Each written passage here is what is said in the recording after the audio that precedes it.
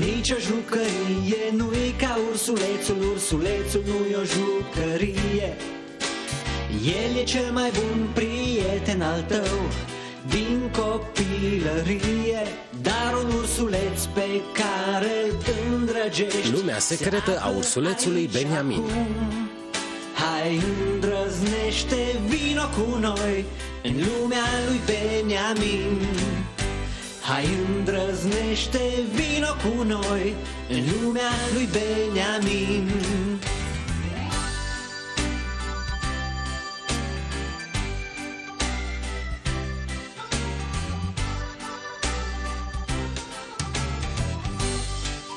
Pe urmele lui Finnegan.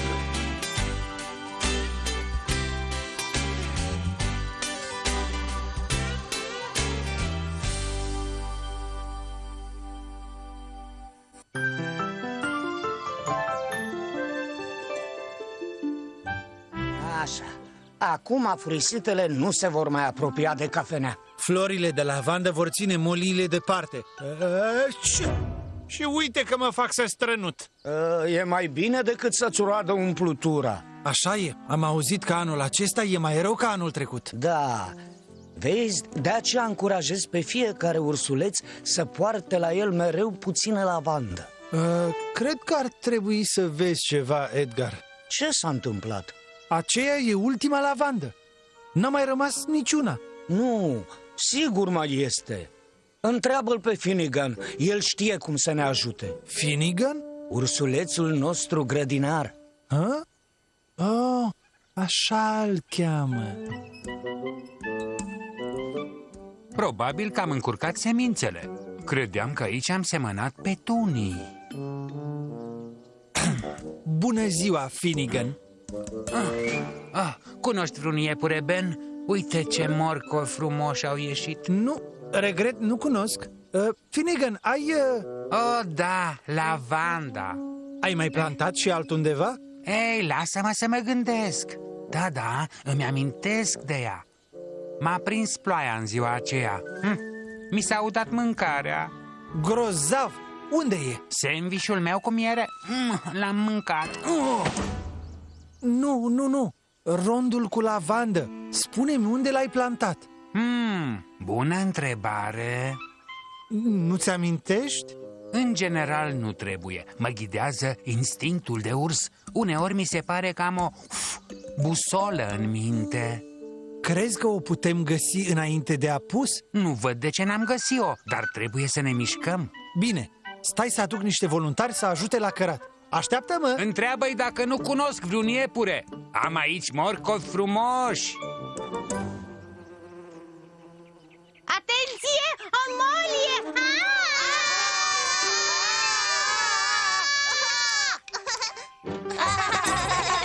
Ne jucăm mai târziu, ursuleților. Să mergem la rondul cu lavandă înainte să ne atace moliile adevărate. Dar, Ben, Finnegan nu știe încă drumul. Totuși, ce face?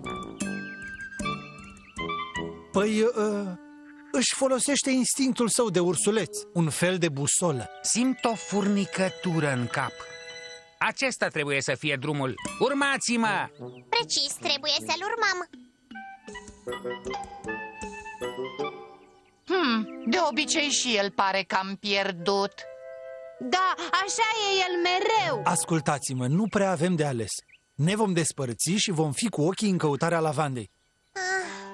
Haideți! Bine.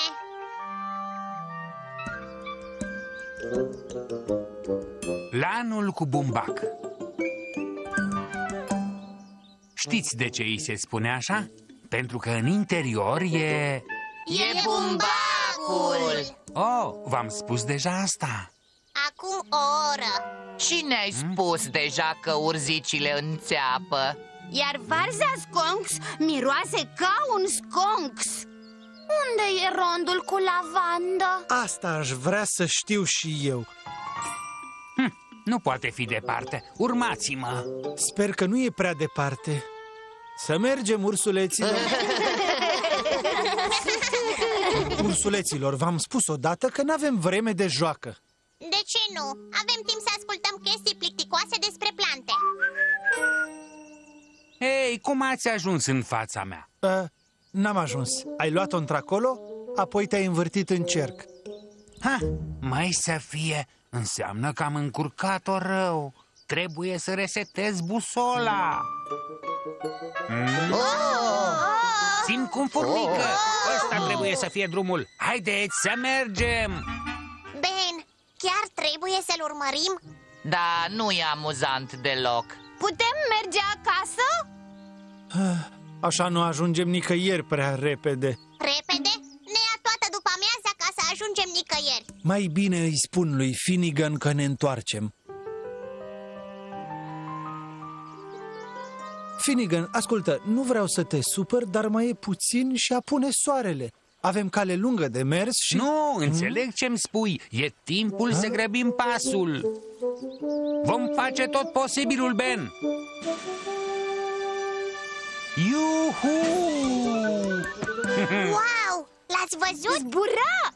Hei, stați, opriți-vă! Nu trebuia să ne întoarcem acasă? Lansarea! Iuhu! Ei, asta da distracție. Haide, Ben! Dar Howie, noi nu mergem într-acolo.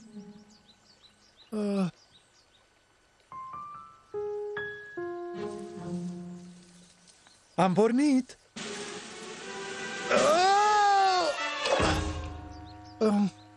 Picioare ude.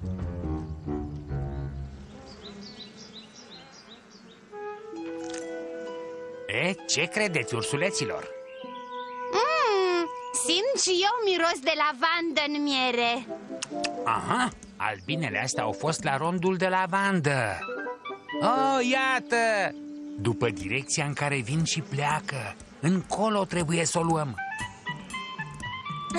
Parcă ar fi câine de vânătoare. E grozav! Oh, nu, acum mi-a pus să alerge după albine. Ce mai urmează?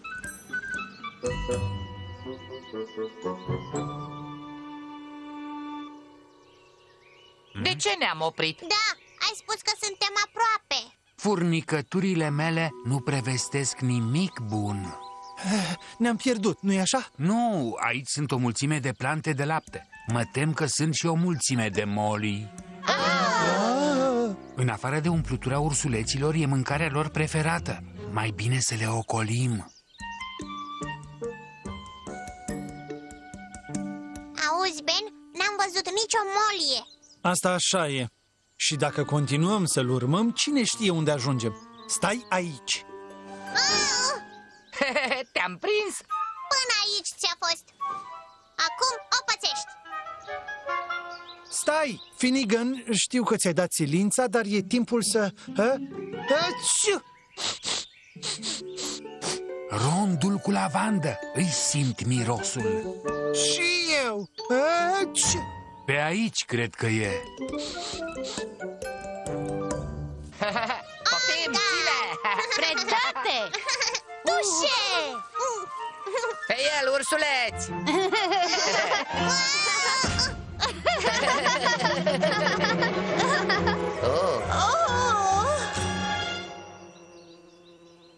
Ah, dealul ăsta îmi pare cunoscut. Aveai dreptate. Uite-l! Ben, ajutor! Ne-au atacat molile! Ajutor! Molile! Repede! Ia niște lavandă!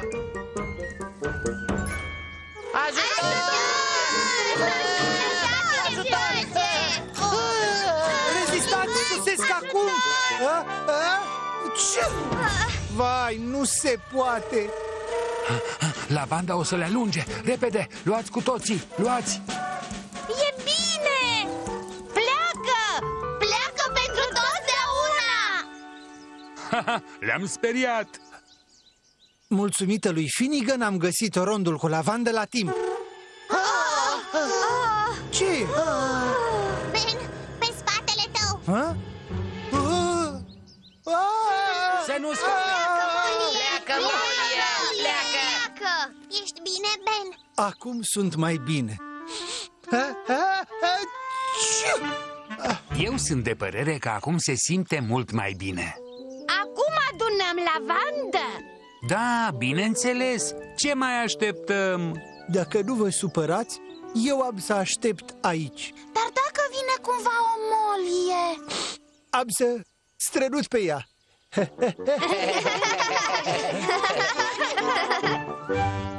Lavandă! Veniți să luați lavandă proaspăt culeasă de noi, cea mai bună împotriva moliilor. Ei, văd că Ben a reușit să mai găsească lavandă. Nu el a găsit-o?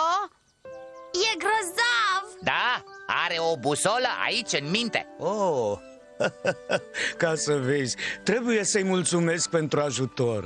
E acolo cu Ben, plantează noul rond cu lavandă. Oh, Uite, Finnegan, un iepure! Ho, ho, ho! Oh, Ben, ți-am spus eu că am morcoți grozavi.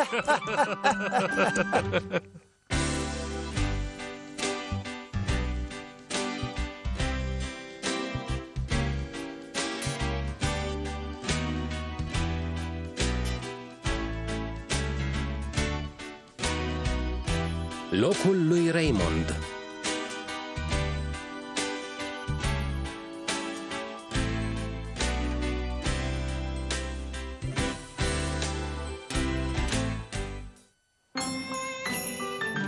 Oh, nu mă duc. Nu mă descurc deloc. Raymond, ești din ce în ce mai bun.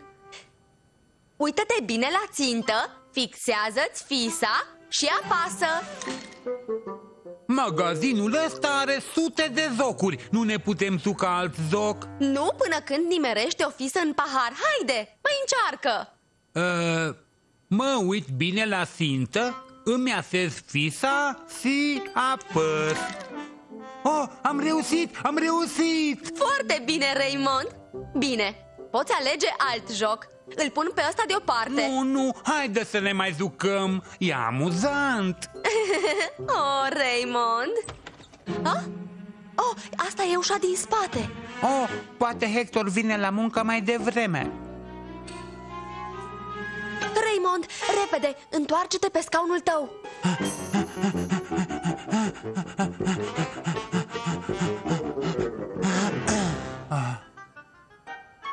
Nu știu, dragă, va fi o treabă grea fără ajutorul lui Hector. Așa e, Laura. Va trebui să ne descurcăm fără el.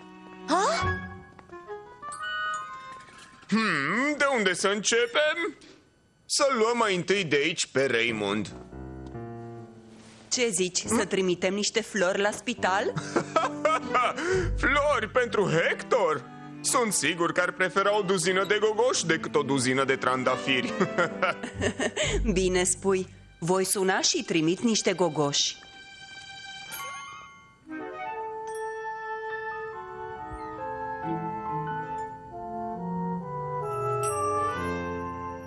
Raymond? Zubi? Trebuie să mergem la spital. Hector are nevoie de mine. Hei, liniștește-te! Dar dacă Meg și Laura observă că ai dispărut? Nu vor observa. Acum că nu mai e Hector, vor scăpa și de mine. Asta nu se va întâmpla în niciun caz. Atunci se poate să fie. Nu știu. Am să cercetez și încerc să aflu. Dar stai! Cum rămâne cu Hector? Locul unui ursuleț e lângă copilul său, chiar dacă acesta e adult.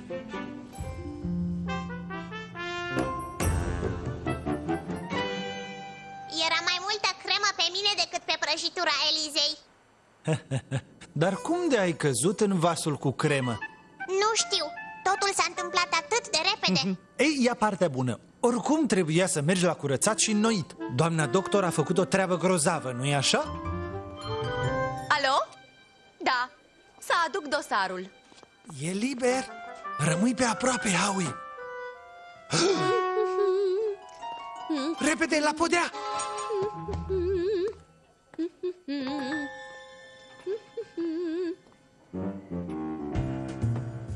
Raymond?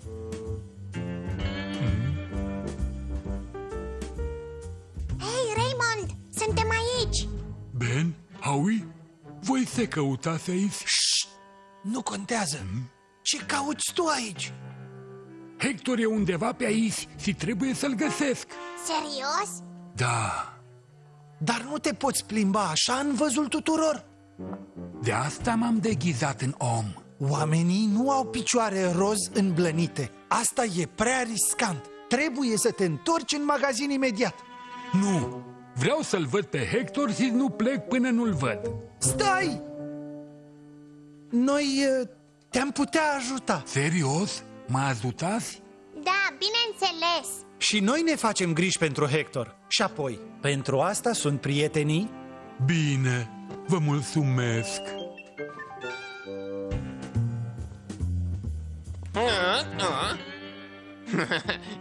Nu se poate. Totul pare atât de gol aici, mai ales fără Raymond. Nu-ți face griji. Când se va întoarce Hector, prietenul său va fi aici, chiar la vedere.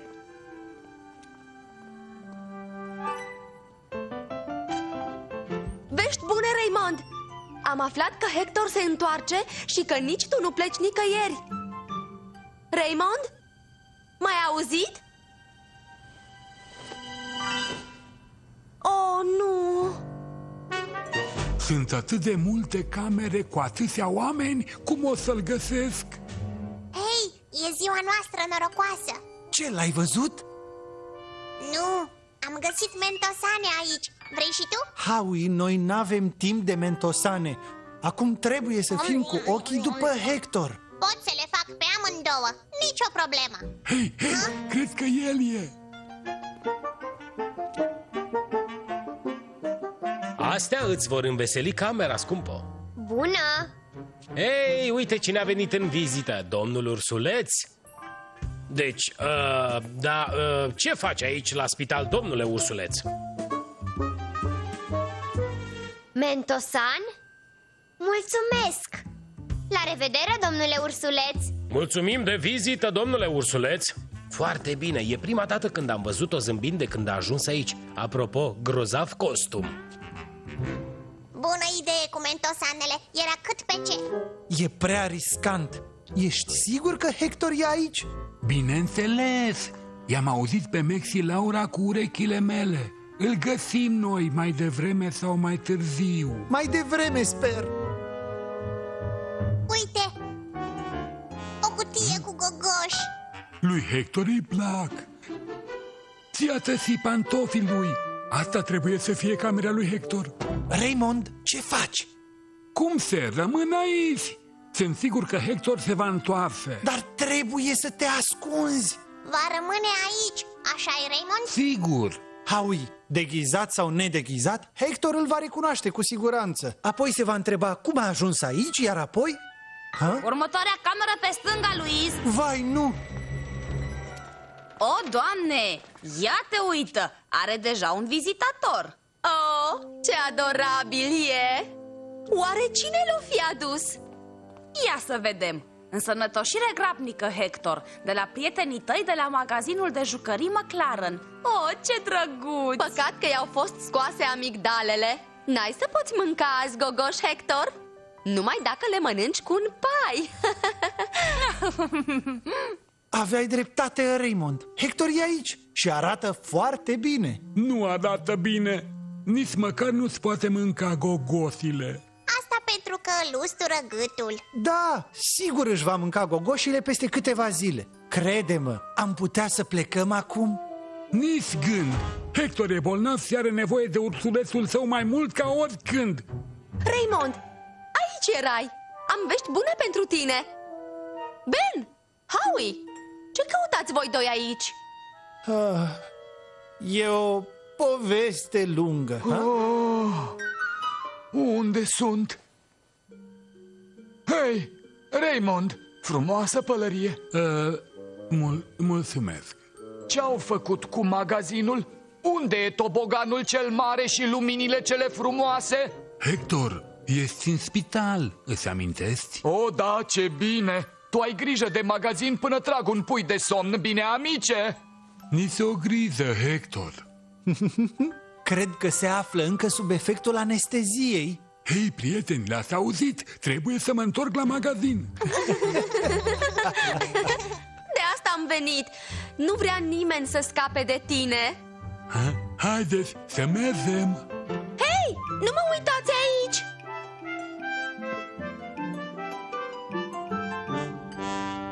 Unde să fi dispărut? Puteam să jur că aici l-am pus. Laura, l-ai mutat tu pe Raymond? Nu-l găsesc nicăieri. Nu l-am mutat. Poate s-a ridicat și a plecat. Exact la asta mă gândeam și eu. Uite! Exact unde l-am lăsat. Cred că sunt obosit.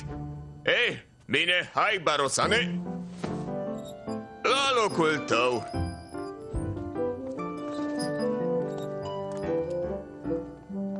Hiu, cât poate risca un ursuleț într-o singură zi? Mult, dacă ești Raymond.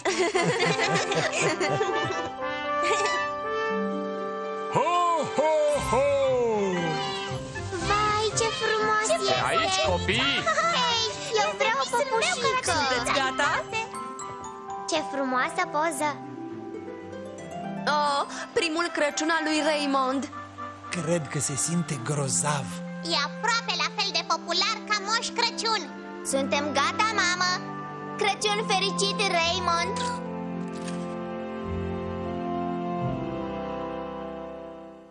Au dublat în limba română actorii Răzvan Vicoveanu, Ion Ruscuț, Ioana Dagău, Mihaela Gherdan, Florian Silaghi, Petre Ghimbășan, Alexandru Rusu, Florin Stan, Corina Cernea.